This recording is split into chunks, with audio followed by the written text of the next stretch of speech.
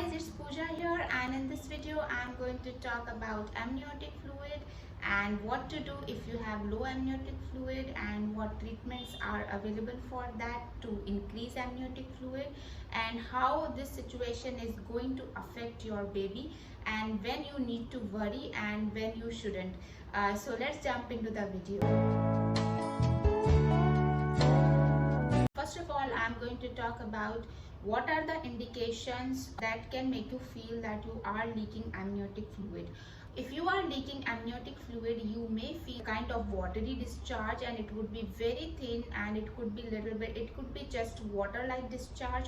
And once your baby starts peeing, your amniotic fluid color will be changed little bit to pale yellowish.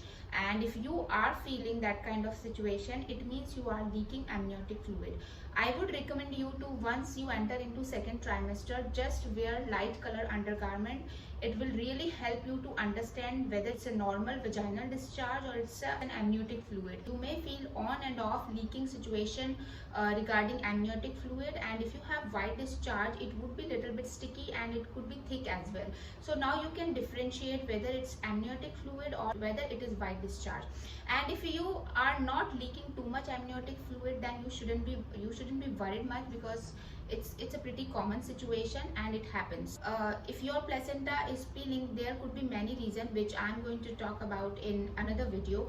You may feel contractions or abdominal pain, and sometimes you may feel vaginal bleeding or vaginal discharge.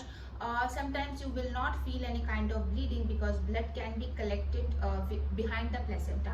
And since your placenta is working to prepare amniotic fluid and it's detaching from the uterus, then it would be difficult to produce amniotic fluid. Now the third and most important reason: if you have high blood pressure situation before your pregnancy, even after your pregnancy, you are facing that pregnancy preeclampsia, at that time it's going to affect your baby as well, because your baby will not receive proper oxygen and nutrition through the placenta, and it can also affect on amniotic fluid. So baby will be facing the problem of development.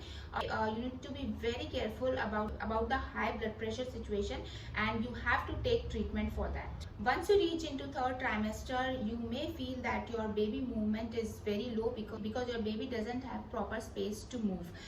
But if this movement becomes very low and you are just facing that situation, it can be one of the reason due to low amniotic fluid. Now there is another important reason which is related to your baby only.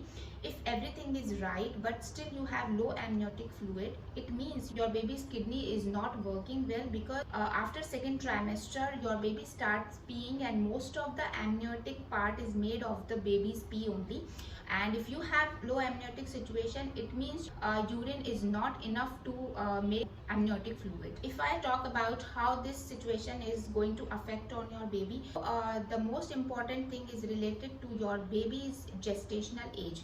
If you have low amniotic fluid, then your baby's development will be very slow, and it may be possible that your baby will measure smaller than its own gestational age. That is called fetal growth restriction, in which your baby growing very slowly and the movement and development is reducing. In that case, it will be treated soon. If that situation becomes severe, your obstetrician would advise you to have bed rest, because this really helps to some extent. Besides that, the water intake is also going to help to increase amniotic fluid if you are dehydrated. If those things does not work for you, your doctor will take decision inject fluid into your veins. That will really help to increase the amniotic fluid. Now the last treatment would be related to at the time of your third trimester and just before starting the delivery pain. If your obstetrician observe in the ultrasound that your baby is not moving and there is a problem because of low amniotic fluid, at that time your doctor will put saline water into your uterus. That will instant definitely increase the amniotic fluid, and it will really help to see the baby in the ultrasound. And at the time of delivery, it will also save your baby from abnormal heartbeat. So most of the time doctor follow this method if you have low amniotic fluid problem. If you think that this information is helpful for you, then please give me a thumbs up and please subscribe my channel. I will keep posting that kind of video which really helps to know more about pregnancy. Thank you so much. I'll see you in next video.